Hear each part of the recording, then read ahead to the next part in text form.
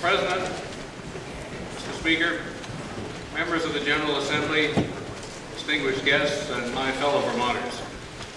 Before I begin today, I want to acknowledge the loss of two dedicated public servants, Representative Ira Trombley and Representative Rick Hubie. Our thoughts are with their families, and we are grateful for their contributions to our state.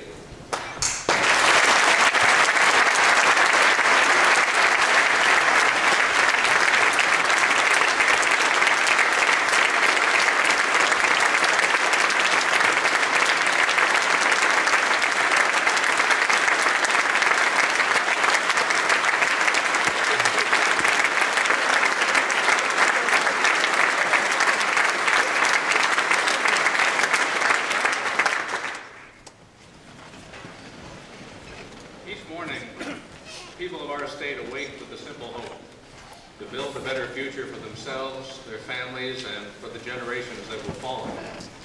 Throughout our history, Vermonters have mustered the strength to meet each day with the wisdom, ingenuity, and tireless work ethic of our Yankee forebears. From towns, villages, and cities, they've elected representatives to bring that same focus to the people's house. It's here where we carry forth our proud tradition of self-government, always striving to forge a state, nation, and world better than before. Today, that work is far from done. In these uncertain times, we must transform our public and economic framework by redesigning how we deliver state services and refocusing efforts to create jobs and ensure economic security for Vermonters. Out of necessity, and because it's the right thing to do, we must now act to write the next chapter in the proud history of Vermont. As we gather to embark on this work, let us keep in mind our friends and neighbors serving in Iraq and Afghanistan, and those who are preparing to leave. Our servicemen and women are asked to defend self-government and individual freedom in a part of the world where there is too little of both. Their efforts contribute to a noble legacy forged by Vermonters from the Battle of Bennington to Cedar Creek, from the beaches of Normandy to the streets of Baghdad. These brave men and women embody the best of the Vermont spirit, and their sacrifice inspires us all.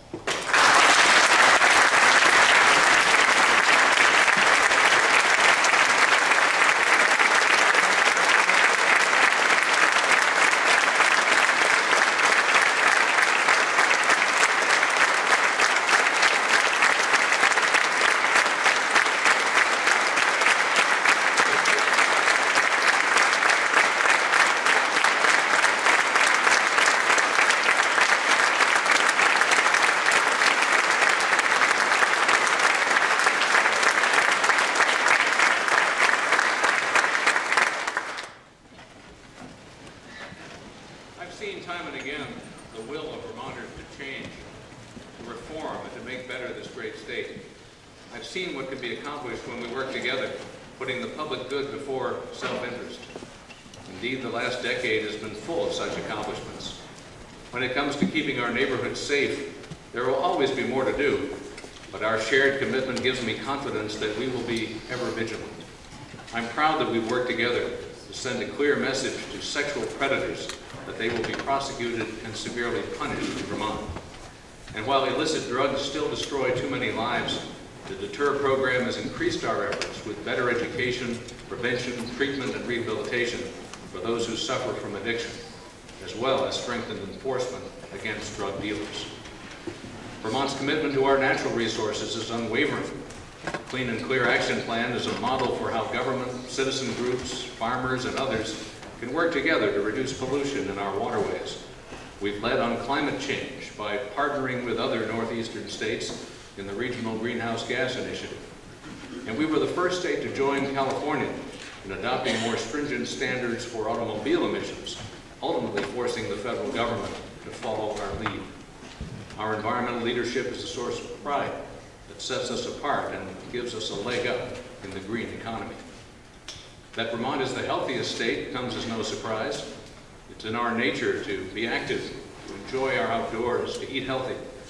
We've taken our message to young Vermonters with our Fit and Healthy Kids program, to working Vermonters with our Worksite Wellness program, and to older Vermonters with my Commission on Healthy Aging. We've achieved groundbreaking health reforms with our innovative Blueprint for Health, the Global Commitment Waiver, and Catamount Health. In just 2 years, we've seen our uninsured rate drop by 25%. And with the Blueprint, we're beginning to bend the curve on costs. By combining coordinated care, health information technology, and payment system reform, we're eliminating duplicative, unnecessary services and creating a more efficient and effective healthcare system. These common sense approaches are not only being emulated in Washington, they're delivering real results here at home. Rhonda Rose of St. Johnsbury is a Blueprint for Health success story. Rhonda's chronic illness was a significant challenge, draining her bank account, as well as drawing heavily on state resources. Her community health team stepped in and made a full assessment, taking the necessary actions to get her health back on track and prevented expensive emergency room visits. Not only has Rhonda's health improved, but she's been able to go back to work and is enjoying life once again. I'm very pleased that Rhonda is able to join us today on the balcony.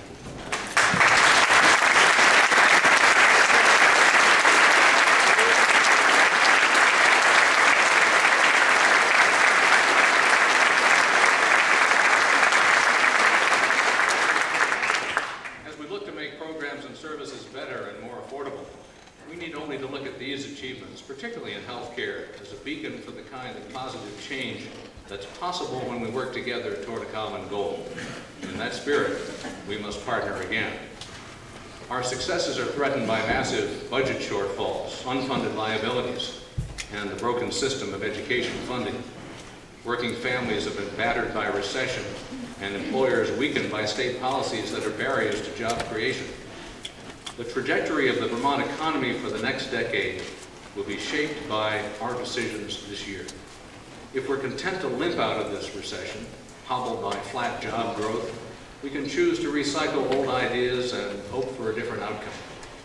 But if we want to spring out of this recession, strong and nimble, we must have the heart to reform, the wisdom to act, and the courage to stand against those who would say it cannot be done. Mere recovery is not enough for Vermonters who persevered through this long season of decline. We must strive for a healthy and growing economy, prepared to compete with states next door and countries around the world, prepared to compete and win. These times demand new thinking. They demand bold action, and they demand it now. A balanced and responsible budget is at the core of getting our state on track. Make no mistake, there will be many unenviable choices among worthy priorities. The solutions required to close the gap will invariably draw objection and complaint. Although we will consider constructive alternatives, this is not the time nor the place for the reflexive defense of the status quo. If we put off hard decisions for yet another year, we'll be left with a cumulative deficit of $500 million over the next 3 years, our worst choice by far. 2 days ago, we took an important step in the right direction when I was joined by legislative leaders to announce the results of our collaborative effort to find sustainable savings. Representatives Obuchowski and Sweeney, Senator Snelling, and my administration worked together on a plan that will save $38 million in the general fund next year, resulting in millions more in savings down the road. This is the type of break from business as usual that is essential for our success. By setting this agreement in law by the end of the month, we can move forward with greater certainty on the tougher budget challenges ahead.